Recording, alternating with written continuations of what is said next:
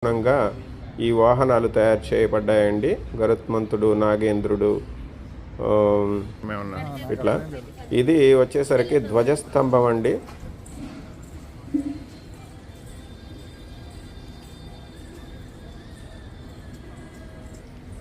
ఇది వచ్చేసరికి పాకశాల. ఇక్కడ పలహారాలు లభిస్తాయి. ఇక్కడ మళ్ళీ తిలకం దిద్దుకోవడానికి తిలకము, గంధము, అక్షితలు అన్నీ దొరుకుతాయండి. ఇక్కడ చూస్తే మీరు శంకు అండ్ చక్రం ఉంటుందండి పక్కనే. ఇది ఉత్తర ద్వార దర్శనానికి వెళ్ళడానికి దారండి.